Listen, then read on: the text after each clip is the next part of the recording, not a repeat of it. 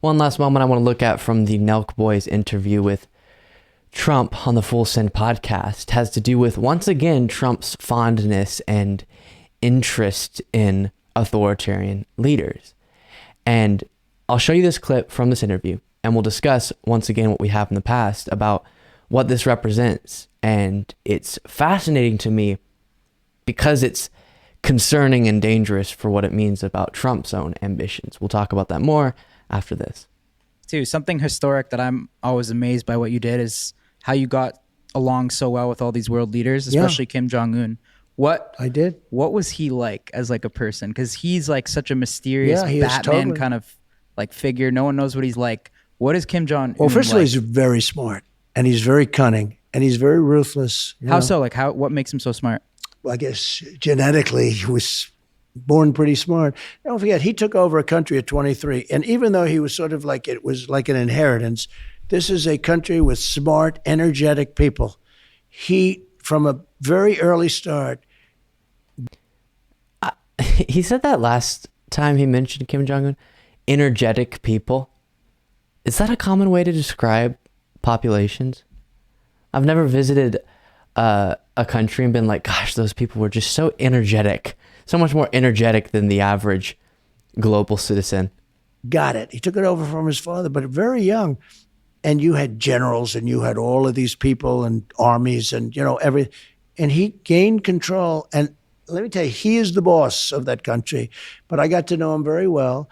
And I think we would have had nuclear war. Had Obama been able to stay, or had crooked Hillary Clinton become president, you would have had a nuclear war with North Korea. Absolutely. I think you would have had.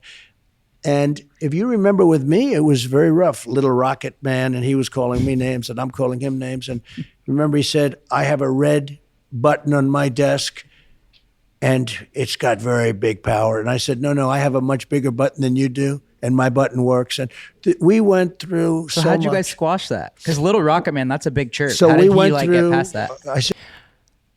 We'll get to what he said earlier about Kim Jong-un and his authority over the country after we get more in just a second. But to that, he's trying to make the point that Hillary Clinton would have started a nuclear war with North Korea, and that Obama would have if he had a third term or something. And right after making that point, he talks about how he was threatening through the discussion of the size of each other's nuclear button, nuclear war. But yeah, it's definitely Hillary who would have put us in a dangerous situation on that front. Get past that. I said, did you ever hear of the song Rocket Man when I was with him? He said, no. Did you ever hear of Elton John? No. I actually handed him the song Rocket Man, which is a pretty good song by Elton John, but he never heard, because it truly is. It's a country. Wait, you gave him I gave him, tape. And like a vinyl? I didn't show that it was made in South Korea, frankly. That the recorder it said South Korea. I said, take that off. We had it chiseled off. He probably figured it out. No, he's a very smart guy. And, every time I say that, the fake news media goes, oh, he said he was smart. The other day I was talking with Tucker about President Xi of China. He rules powerfully. He rules almost 1.5 billion people. And that's exactly where his brain goes. With Kim Jong-un, why is he smart? He gets to saying that he has all this power he's acquired, and he's able to be the boss. He's the boss of everyone. And then talking about President Xi Jinping, he goes to a similar thing, that he has all this power and authority. And that is what, in the mind of Trump, is so smart. Because in an ideal world for him, he would be able to acquire that amount of power, but maybe he doesn't feel that because he's not been able to do it so far, his attempt to install himself president for 4 years despite losing, 4 years after his first term despite losing to Joe Biden, failed. And so he, on some level, he doesn't feel as smart as Xi or Kim Jong-un or Putin. He sees their ability to acquire, hold, and exert complete control over the country in an authoritarian manner that would be disastrous.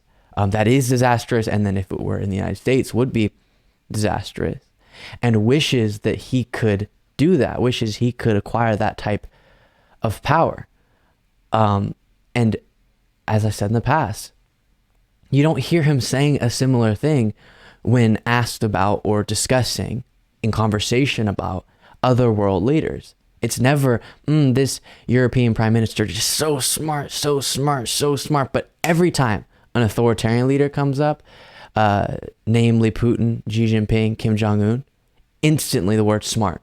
And I totally am willing to admit, as I've said before, just identifying someone to be intelligent isn't necessarily you saying they're good or anything like that. You can point at someone who's horrible and recognize their intelligence. But with Trump, it's not just analyzing a very bad leader as intelligent. It's a connection in his brain that is so immediate every time those leaders come up that smart, smart, smart. And then those are the only leaders he feels the need to constantly repeat that about. And again, it's because something to him is intelligent. He perceives it intelligent to be able to acquire and exert complete control over a population, over a country, and have that authoritarian power.